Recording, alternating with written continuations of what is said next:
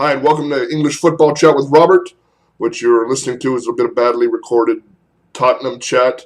We'll get to Tottenham in a few minutes. One reason I really like English football now is if you look at American sports, they're pretty much insular. There's American baseball, American football.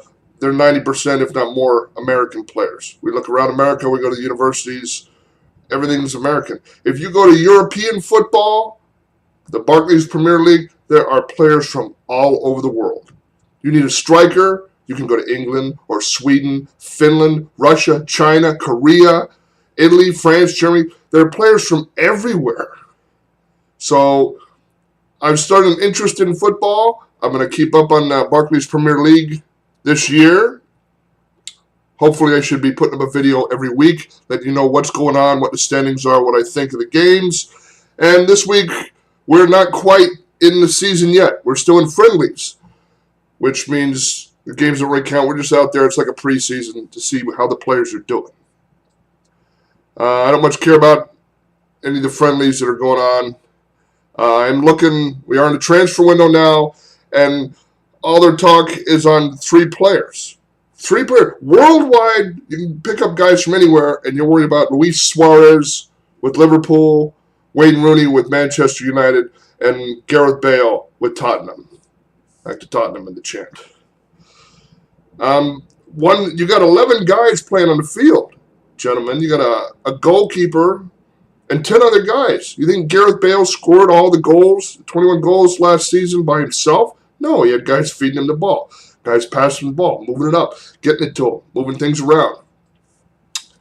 So I don't see the importance of putting on one guy. One person stated that they felt they were going to put a value of £100 million on Wayne Rooney's transfer. No one's worth £100 million. You could build an entire team and have money left over with £100 million. Come on, folks. I understand he's young. He's got a lot of talent, and then there's still a question. He's injured. He's not injured. He's injured. He's not injured. He wants to play with Chelsea. Why? That's another good question. Oh, he wants to be in the Champions League, play for the Champions League. Chelsea's ranked number 1, so now suddenly he wants to go there. You should stay and improve your own team, bro. But let's move on. With these transfers, I think I took a little notes. They figure after 38 games, the top 5 teams should be Chelsea, Manchester City, Manchester United, Arsenal, Tottenham. 6 would be Liverpool. This is what they figure.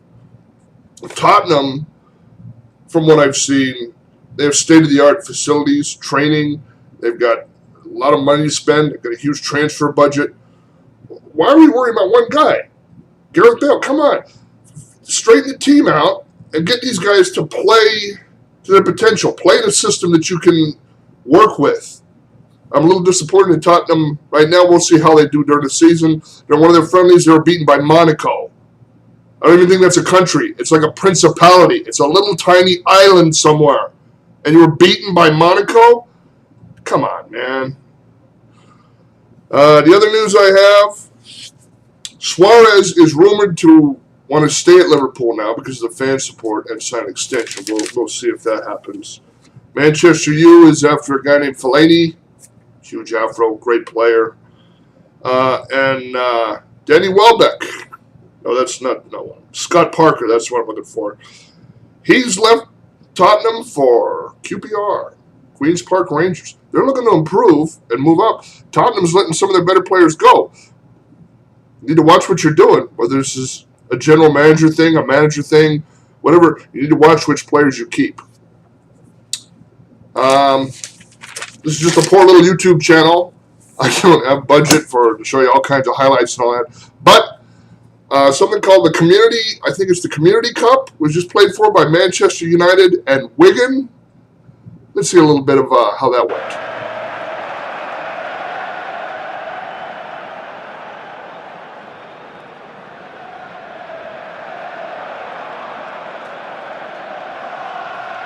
Okay, yes, I'm sorry, I have no budget, so that's not real video of Manchester United and Wigan.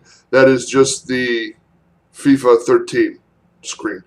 But I do have a picture of Manchester United's starting lineup and everything for Wigan. But here's what it actually looked like before we see some of the FIFA play.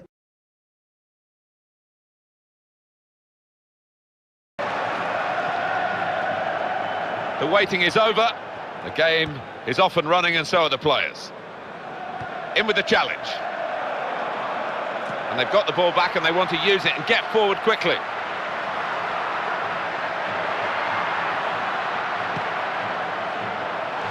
Given away by Giggs. Here come the supporting cast. Trying to screen it against the challenge now. Referee is pointed straight to the spot. Penalty given. Step up, the penalty taken now to put his side in front. Clumsy challenge. Yeah, it was a clumsy challenge, and the lad stepping up is normally reliable from 12 yards.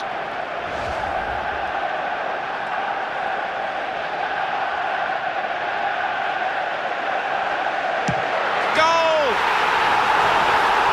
The silly penalty to give away, and that's what it's cost them. It's been put away. Yeah, from 12 yards. I think supporters always think footballers should convert, but well, it wasn't real. Manchester United did win the Community Cup 2-0, but they are ranked way above Wigan. Wigan's just not quite up to their player strength. But if you notice, even in the video game, the Manchester United players play together well. There's always someone to pass to. They back each other up. They set up plays. Whether that's coaching, whether that's they've gelled and play together well, it's what teams need to follow. I can't say I'm a huge Manchester United fan, but they are a good team. They're set up so that even if one player goes down with injury, they have another one who could come right back in and start playing the system. They're very good. Let's move on to another team that I really like, a lower league team, Port Vale. Now, one reason I like Port Vale, beyond a friend of mine really likes them, is they started out last season in administration. If you're not sure what that means, I wasn't sure myself. They were bankrupt. They had no money. Their owner had no money. They didn't have anything to pay their staff, their players. They had nothing. Once you go into administration, that means you're transfer blocked. You can't even bring players in, move them out. They were looking at extermination. They were going to go down. They hired a coach named Mickey Hart. Mickey came in and not only brought them out, they got a new owner, not only brought them out of administration, he got their promotion to the next league. So it's a Cinderella story for these boys. Now, people are saying, oh, maybe they shouldn't be in the next league because their first game in the next league, they got a 1-1 draw. Their last game, I think it's Colchester they played, they lost 1-0. But still, that's not bad. You can't judge the season by 2 games. So let's take a look at a bit of Port Vale and Colchester.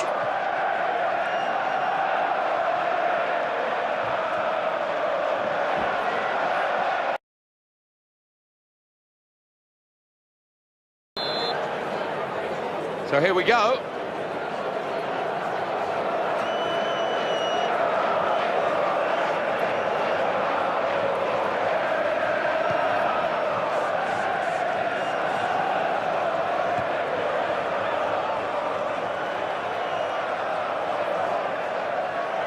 Could whip it in from here.